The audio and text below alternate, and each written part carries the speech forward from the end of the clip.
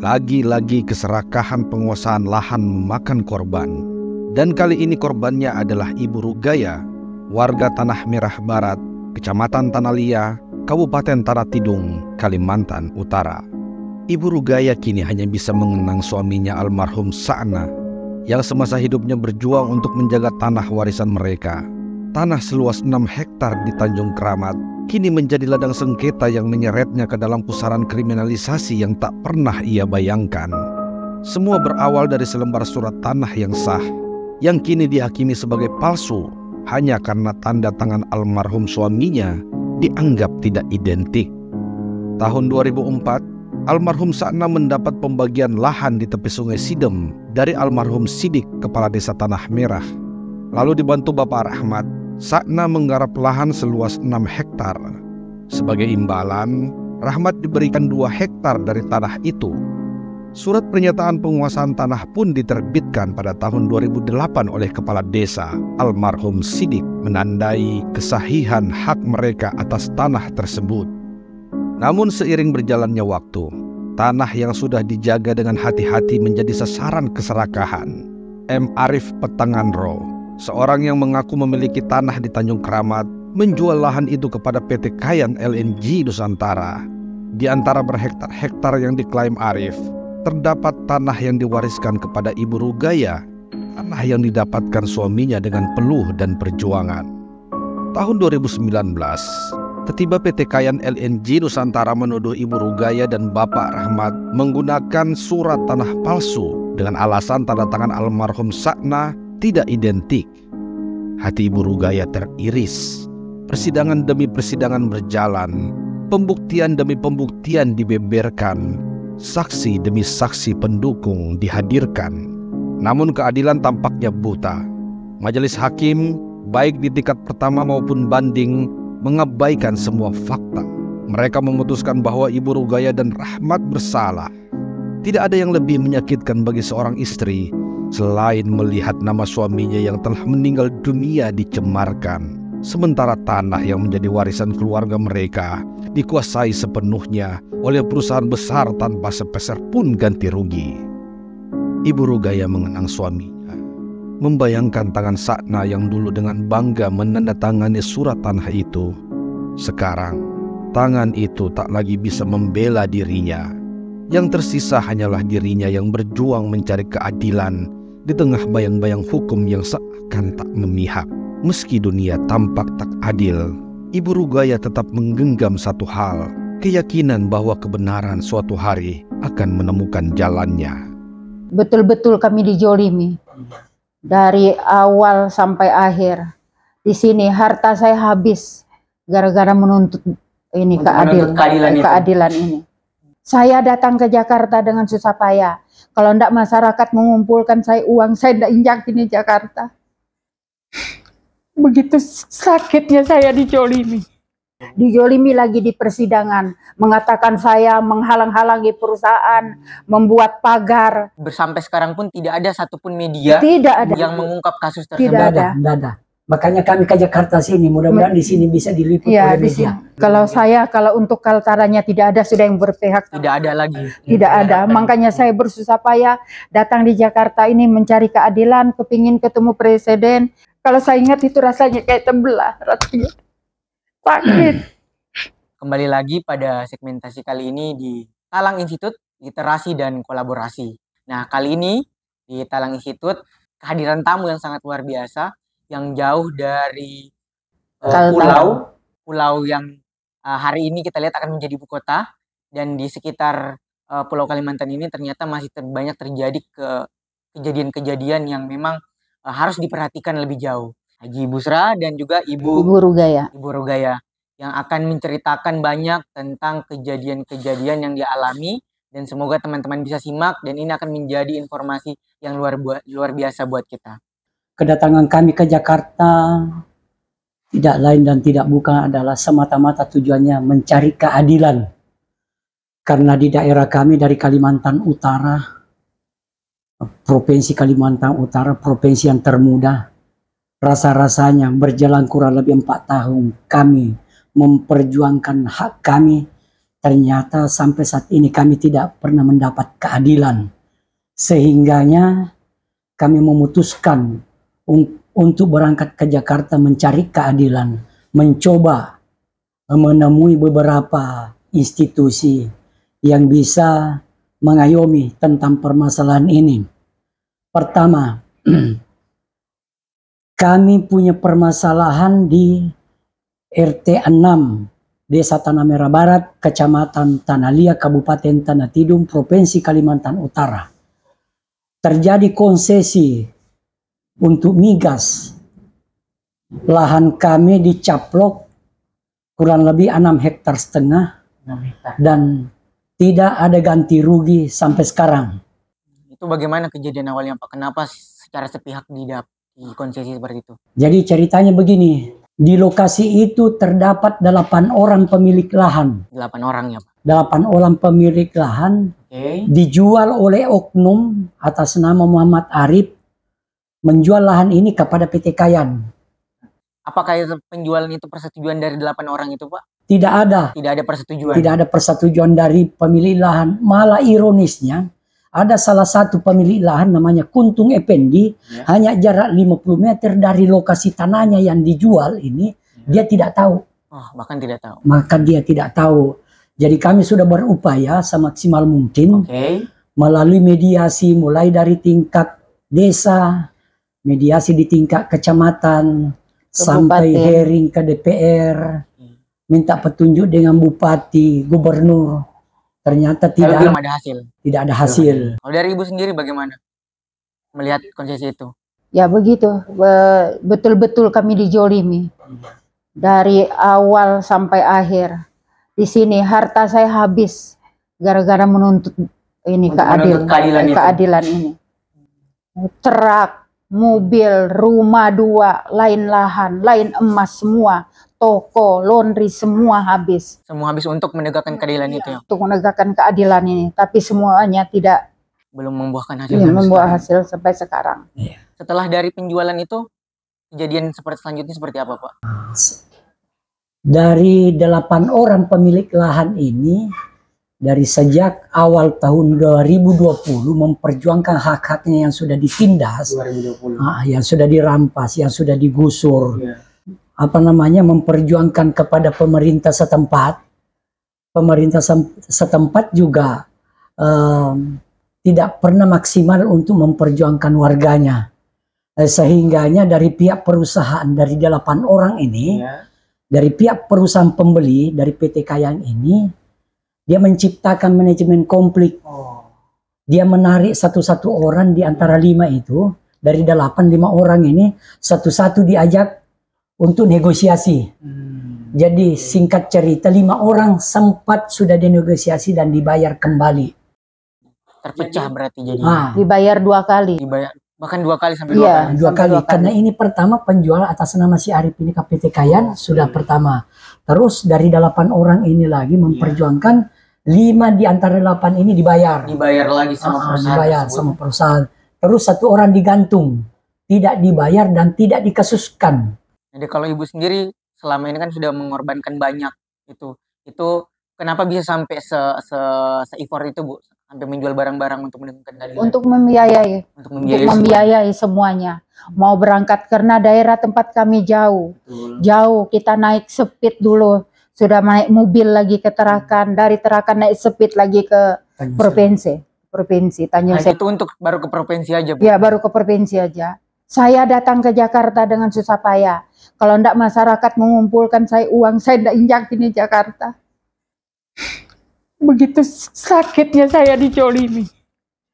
Harta kami diambil begitu saja, tidak dibalas, bayar. Tersiksa kami dibuatnya, betul-betul dijolimi. Anak saya saja enggak bisa kuliah. Kalau enggak, untung kemarin sempat ikut kegiatan upacara 17 Agustus. Dapat kesian uang, itulah membiayakan dia, bayar kosnya, bayar kuliahnya. Kalau enggak bisa saya mengkuliahkan anakku, gara-gara kami yang punya hak, kami yang dijolimi Orang yang tempatnya mereka bayar, orang bukan asli situ, bukan penduduk situ, KTP bukan situ. Kami orang asli di situ, kami yang dijolimi. Kenapa orang luar yang dibayar? Di mana hati nurani mereka? Berarti selama ini Ibu terintimidasi, kemudian sampai anak nggak bisa kuliah. Sampai anak nggak bisa kuliah. Nah, kalau misalnya berangkat dari tempat Ibu untuk ke provinsi itu butuh biaya berapa? Banyak, jutaan. Berarti sampai di Jakarta itu sampai udah puluhan juta yang habis untuk memperjuangkan keadilan. Iya. Sangat ironis sekali ya. Jadi memang banyak hal-hal yang memang perlu diperhatikan, dan memang selama ini beberapa masyarakat untuk memperjuangkan halnya itu dibungkam. Iya. Bukannya diperjuangkan malah dibungkam. Kita berani menuntut karena surat kami dibenarkan sama kepala desa bahwa itu benar-benar dia yang bertanda tangan di surat. Yang dianggapkannya palsu tanda tangan suami saya. Nah, sedangkan dari pihak kepala desa sudah mengakui bahwa dia yang bertanda tangan. Sesuai BAP. Itu surat apa, Bu? Yang surat tanah saya. Surat SPPT, surat bukti kepemilikan tanahnya. Nah, itu berarti sebenarnya secara hukum di kepala desa sudah mengakui. Tapi menurut pihak sebelah, pihak penyidik mengatakan bahwa itu tidak identik. Tidak identik karena tanda tangannya berbeda. Berbeda-beda. Itu pun sudah kami cari, kumpul tanda tangannya almarhum, ada beberapa, tapi memang ada 4 tanda tangan yang berbeda memang. Oh, berbeda. Jadi berbeda. Menurut penyidik itu tidak identik. Kemudian PT yang melakukan itu cuma satu atau banyak PT yang satu PT Kayan LNG Nusantara. PT Kayan LNG Nusantara. Ya. Yang membayar 5 orang tadi itu dari PT itu. Dari PT itu. Dibayar 2 kali. Dibayar dulu sama penjual, dibayar lagi sama PT Kayan ke itu. Dari PT itu, bayar lagi sama masyarakat itu. Bentuk dokumen yang dimiliki Ibu Rugaya, pertama ada surat, terus kedua ada bukti tanam tumbuh yang digusur, terus ada saksi yang mengukur membagi lahan itu saja waktu tahun 2004, terus ada saksi yang mengolah lahan 6,5 hektar itu saksi dari menggarap. 2004 sampai 2009 itu ada kesaksian semua yang dituangkan dalam surat. Dan itu kita sajikan di dalam persidangan, tetapi tetap dari majelis hakim mengesampingkan semua, tidak menjadi pertimbangan hukum. Apa yang menjadi pertimbangan? Kenapa sebegitu banyak bukti yang dilampirkan oleh Bapak dan Ibu tapi tidak didengar? Ya, kita tidak tidak bisa memahami apa pemikiran majelis hakimnya, karena ini berkaitan dengan masalah hati nurani. Ya, tentu masyarakat saya yang bisa menilai tentang masalah itu. Sebab sepaham kami bahwa membuktikan suatu kepemilikan suatu lahan itu bukan semata-mata berdasar kepada surat, tetapi kalau ada bukti tanaman, ada saksi yang membagi, ada saksi yang menggarap, malah ada kuburan leluhur yang dikatakan itu kuburan keramat, yang setiap saat leluhurnya itu datang menziarahi 50 meter saja dari kuburan itu lahannya Ibu Rugaya. Kok ini tidak menjadi pertimbangan di depan persidangan? Tapi dari penyidik sudah berulang kali mengecek lokasinya langsung. Kita sama-sama ke lokasi, dan pihak ini dia tidak mampu menunjukkan lokasi lahannya yang menjual ini, karena dia mengklaim lahan 72 hektar. Tapi dia tidak tahu pemetaannya seperti apa. Dia tidak tahu, karena kita sudah karena bukan dia orang situ, bukan orang di situ. Jadi yang menjual kepada oknum perusahaan itu orang luar berarti. Orang luar, bukan penduduk situ. Bukan penduduk situ, bukan orang di situ. Ini konspirasi. Kami ini orang asli di situ, kenapa kami yang dijolimi? Ini terjadi konspirasi antara oknum ini dengan perusahaan. Nah, yang oknum itu sebenarnya siapa sih, Pak? Kenapa sampai bisa menjual lahan masyarakat di sana? Pada awalnya dia itu izin mengurus air, nyuplai air di situ. Cuma luas tanah yang dikasih sama camat kami, kepala desa kami, cuma 120 kali 60. Itu air, fokus untuk air, untuk nyuplai air. Nah, setelah itu suratnya berubah. Sedangkan surat kami punya nih yang kami pegang yang asli, yang lawan kami ini cuma fotokopi, aslinya tidak ada. Tapi dibenarkan sama penyidik. Dan oknum itu atas dasar surat itulah menjual kepada perusahaan. Iya, dasar itu dia pakai. Dia tidak melihat bahwa apakah surat itu cacat atau bagaimana. Yang jelas ada dasar dan ini tidak punya asli. Tidak punya asli surat. Camatnya pun tidak mengakui bahwa tidak pernah mengasih lahan seluas itu, katanya camatnya. Hadir juga di persidangan. Tapi masih tetap dia begitu. Ini yang waktu membagi lahan 22 hektar satu orang, tapi tetap juga tidak diterima ininya. Namanya siapa Bu yang oknum yang menjual itu tadi? M. Arif. M. Arif. Nah, dialah yang tektokan dengan pihak perusahaan untuk menjual lahan tersebut. Iya. Jadi lahan yang dia klaim 1.200 kali 600, dia tidak bisa tunjukkan titik koordinatnya. Sebab apabila dia melakukan menunjukkan titik koordinatnya, satu kampung ini habis. Karena 1.200 kali 600. Tapi penyidik tetap membenarkan. Iya. Dia tidak berani mengukur mengambil titik 0 ke 1.200. Dari pihak penyidiknya juga sudah menutupi. Nggak usah dia yang capek kita. Berarti memang ada permainan yang memang terjadi. Dari awal sudah disetting memang. Sudah disetting bahwa memang ini untuk mengintimidasi masyarakat, untuk menzolimi masyarakat. Iya, sudahlah saya dijolimi masalah harta saya. Dijolimi lagi di persidangan. Mengatakan saya menghalang-halangi perusahaan, membuat pagar. Semua mencabut kunci mobil. Ada ke seorang tua orang begini bisa pergi mencabut kunci mobil. Itu fitnah mereka. Sampai mereka lagi mengatakan Ibu Rugaya sampai sekarang ini tidak mau dibayar. Siapa pihak dari perusahaan yang datang membawa saya bernego? Tidak ada. Tidak ada. Tapi itulah penjelasan mereka di pengadilan. Selama ini Bu, kan ini sudah masalah yang memang harus diketahui oleh masyarakat kan, karena memang ada terjadi permainan kalau memang masyarakat semua tahu. Iya, masyarakat semua tahu. Kemudian media lokal Kalimantan Utara itu tidak ada yang pernah. Semua ditutup. Semua ditutup. Dari pihak perusahaan. Media lokal baik dari yang kabupaten, semua provinsi juga tidak ada yang mengungkap. Sudah. Tidak ada satupun. Tidak ada berani. Malah pernah kita sudah agreement 3 juta bayarnya untuk diliput di persidangan, tidak muncul. Tidak ada yang datang. Tidak ada. Kami mengharap sambil menunggu-nunggu sampai selesai persidangan, tidak ada itu datang. Sampai sekarang pun tidak ada satupun media yang mengungkap kasus tersebut. Tidak ada. Makanya kami ke Jakarta sini, mudah-mudahan di sini bisa diliput oleh media. Makanya saya dengan berkeras hati mau datang ke Jakarta untuk mencari keadilan. Selain itu, kenapa media-media itu, katanya menurut informasi, kenapa tidak datang? Apakah tidak ada konfirmasi? Kenapa? Tidak ada kembali, langsung lenyap begitu saja. Ditanya, langsung tidak aktif HP-nya. Berarti memang ada yang menutup-nutupi. Iya, begitu. Jadi sehingga di media tidak diungkap sedikit pun. Iya. Jadi informasi yang berkembang mengatakan bahwa karena ini dari pihak PT Kayan ini adalah orang yang kuat di Kaltara, semua sudah bisa diatur. Jadi tidak ada yang bisa buka mulut. Bahkan sampai media pun tidak ada yang berani. Saya datang sama bupatinya, datang sama gubernurnya, datang sama wali kotanya. Semua apa jawaban?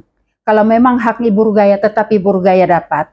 Begitu saja. Itu saja yang bahasa yang saya dengar. Bahkan Pak Bupatinya ngomong sama saya, Ibu Rugaya susah, orang yang kita lawan ini orang berduit.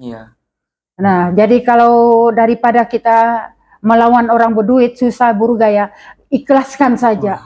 Masa orang susah begini mau mengikhlaskan kepada orang kaya apalagi begitu. Sudah banyak pengorbanan. Begitu banyak pengorbanan. Sampai anak nggak bisa sekolah. Sampai nggak bisa sekolah. Iya. Sampai kalau enggak saya ikut di Istana Merdeka ini membawa lagu Gita Bahana kemarin ikut di sini, enggak bisa saya kasih kuliah dia. Kalau saya ingat itu rasanya kayak tembelah, rasanya sakit. Jadi ada 3 poin intisari daripada permasalahan ini. Pertama, Ibu Rugaya memiliki lahan ini bukan semata-mata cuma surat, tetapi ada bukti tanam tumbuh, ada saksi pengukuran, dan ada saksi penggarap, dan ada kuburan nenek moyang mereka. Terus poin kedua, Di antara 8 pemilik lahan ini yang terjual kepada PT Kayan, 5 orang habis dibayar. 1 digantung, 2 orang yang dipidanakan, termasuk Ibu Rugaya dengan Pak Rahmat. Terus yang ketiga, dia mendalilkan di dalam persidangan bahwa oknum M. Arif ini sudah membayar pajak tahun 94 sampai dengan 95, jumlah luas lahan yang dibayar PBB-nya itu adalah 72 hektar. Betul bayar pajak 94-95 itu, tetapi objek pajaknya bukan berada di RT 5 atau RT 6 sekarang, tetapi objek pajaknya berada di RT 1. Tetapi ini dipertahankan oleh pihak aparat penegak hukum. Sangat prihatin sekali ya, Bapak Ibu. Surat Ibu Rugaya di dalam berita acara pemeriksaan di kepolisian sudah dikuatkan oleh kepala desa almarhum. Jadi almarhum Sidik waktu proses ini masih bergulir sempat di BAP di Kapolda Kaltara membenarkan bahwa itu tanda tangan saya di suratnya Ibu Rugaya dengan suratnya Pak Rahmat itu. Tanda tangan Pak Sidik kepala desa pada saat itu. Kenapa di persidangan ini kok tidak dijadikan sebagai pertimbangan, dibenarkan? Sedangkan yang punya kewenangan mengeluarkan surat tanah adalah kepala desa. Jadi kalau kepala desa sudah mengatakan bahwa iya betul saya yang mengeluarkan itu, siapa lagi yang mau membatalkan? Betul.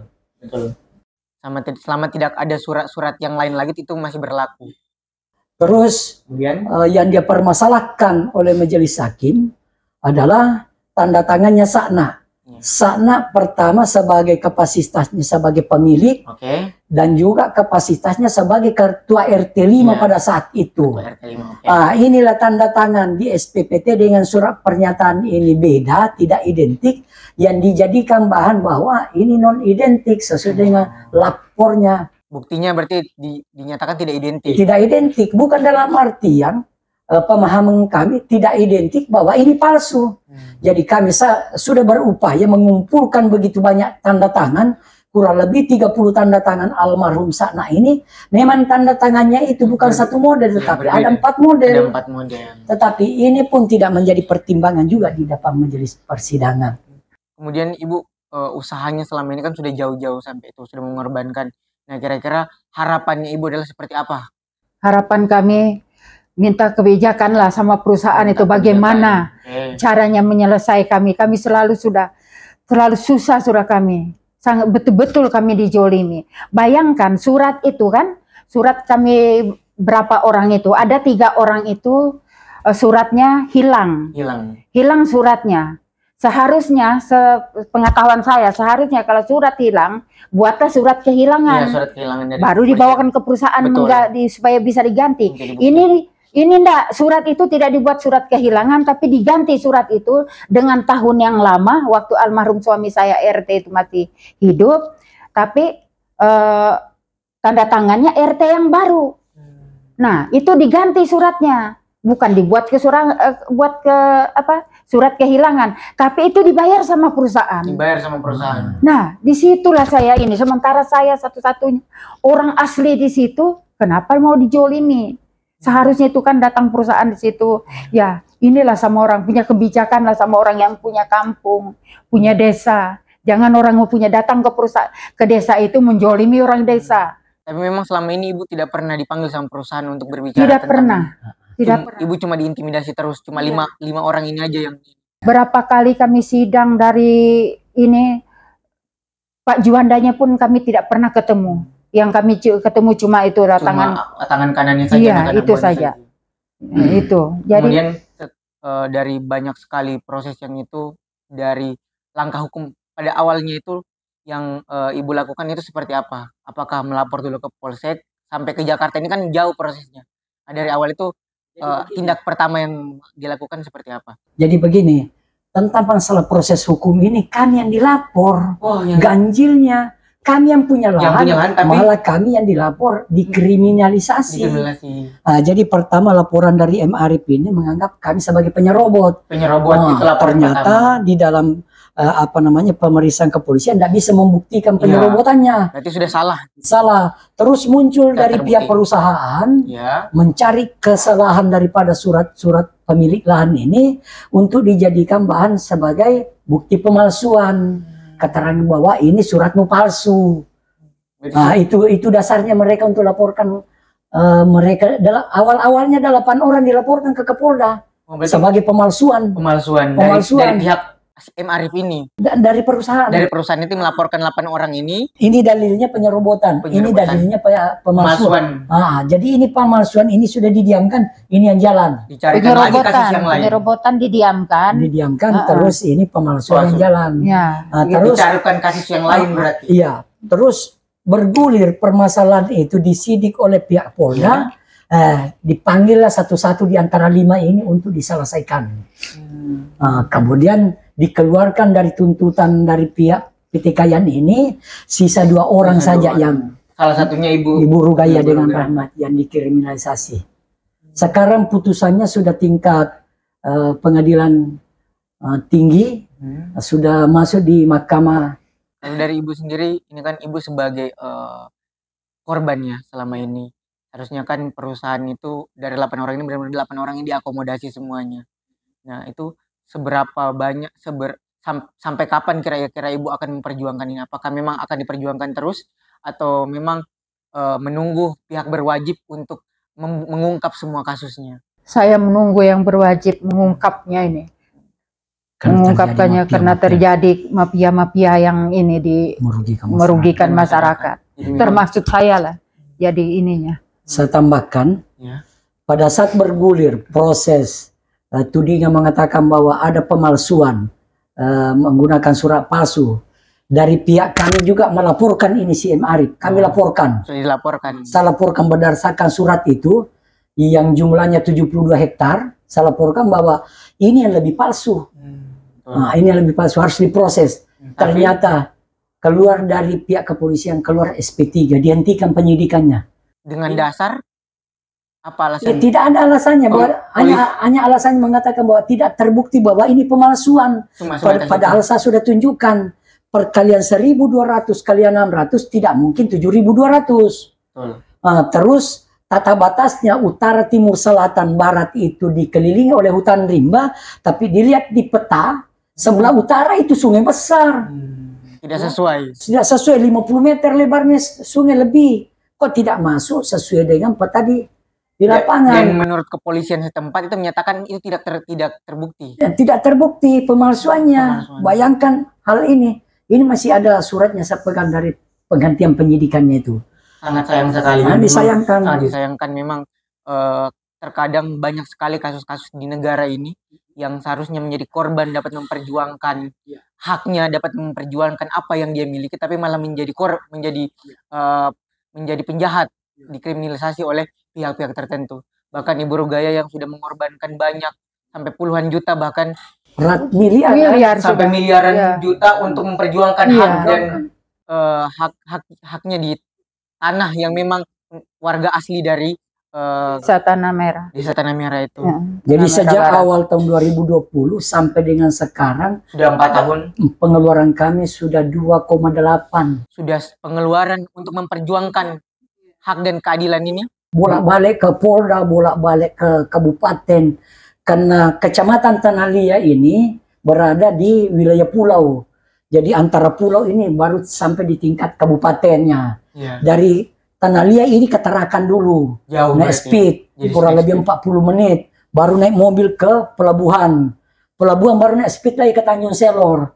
Tanjung Selor naik mobil lagi ke Kilo 16 ke Polda. Berapa biaya dan selalu kami nginap di Tarakan atau nginap di Tanjung Selor. Dan didampingi oleh adat Tidung Kaltara. Itulah pembiayaan. Sampai sekarang pemerintah juga belum berpihak kepada kami. Bapak Ibu jadi terakhir kami berjuang di tingkat pusat ini, sehingganya kami berkomitmen sekiranya juga pusat tidak menanggapi apa boleh buat, kami sekeluarga fisabilillah di lokasi. Kami harus pasang badan di situ, apapun yang terjadi. Bukan nanti orang ke Palestina itu masuk jihad, tetapi di lahan sendiri memperjuangkan hak dan keadilan tanah sendiri. Sehingga rencana kami mau ketemu dengan menteri-menteri yang terkait, lebih khusus kepada presiden. Apakah presiden sekarang atau presiden yang akan terpilih? Itu kami minta keadilan. Minta keadilan aja. Tapi untuk perusahaan itu memang swasta atau punya di bawah BUMN, Pak? Informasinya swasta. Oh, swasta. Swasta murni. Kemudian yang terakhir mungkin apa yang perlu disampaikan kepada masyarakat luas tentang kondisi. Karena kan selama ini banyak media yang dibungkam tentang kasus ini, Bu. Apa yang perlu disampaikan mungkin kepada presiden, kepada para menteri, bahkan mungkin kepada PJ gubernur atau gubernur yang akan terpilih nanti, yang mungkin harus diinformasikan kepada masyarakat luas. Silakan dari Ibu. Kalau saya, kalau untuk Kaltaranya tidak ada sudah yang berpihak sama tidak saya. Ada lagi. Tidak ada. Makanya saya bersusah payah datang di Jakarta ini mencari keadilan, kepingin ketemu presiden, kepingin ketemu menteri. Itulah tujuan saya datang ke Tarakan di Jakarta ini, mencari keadilan. Untuk menyampaikan untuk semua menyampaikan dengan itu. Dari Bapak sendiri, apa yang perlu disampaikan? Saya sampaikan pertegas saja keinginan kami ketemu dengan menteri yang ada keterkaitannya dengan investasi, yang ada keterkaitannya dengan masalah lahan, terus tidak kalah pentingnya pengambil kebijakan tertinggi di negara ini. Saya kepingin ketemu dengan presiden menyampaikan permasalahan ini, sebab kalau kami di Kalimantan Utara tidak ada lagi jalan kami untuk mencari keadilan, semua sudah tertutup, baik media maupun pengambil kebijakan di Kalimantan Utara. Jadi Kalimantan Utara menutup mata ya? Menutup mata tentang permasalahan. Pejabatnya, bupatinya ada bukti. Saya WA dia, saya apa? Bupati Kabupaten apa, Bu? Tanah Tidung. Ada di WA saya bilangnya, kenapa Cil? Cuma itu saja bahasa. Saya WA akan lagi masalah. Tidak adakah jalannya? Pak Bu, tidak adakah jalannya, Nak? Ini bisa diatur secara kekeluarga. Mencari jalan baiknya bagaimana? Apakah ada jalan terbaiknya? Kasih saya saya bilang begitu kan, supaya tahu. Tapi tidak ada, tidak direspon. Tidak ada. Sangat prihatin. Jadi saya kecewa, betul-betul saya kecewa. Jadi tidak ada lagi yang bisa diharapkan di Provinsi Kalimantan Utara, di pemerintah kabupaten juga, yang memang Bapak jauh-jauh ke Jakarta memang untuk menyampaikan itu. Harapannya semoga melalui podcast kali ini semua masyarakat bisa mendengarkan secara langsung bahwasanya ini bukan mengada-ngada, ini bukan yang terjadi yang terjadi sama saya. Ya, jauh-jauh ke sini memang jauh-jauh mencari keadilan. Sedikit saya tambahkan, proses hukum yang bergulir di persidangan, putusan pengadilan tinggi di kabupaten memutuskan 3 bulan, ibu yang bersalah.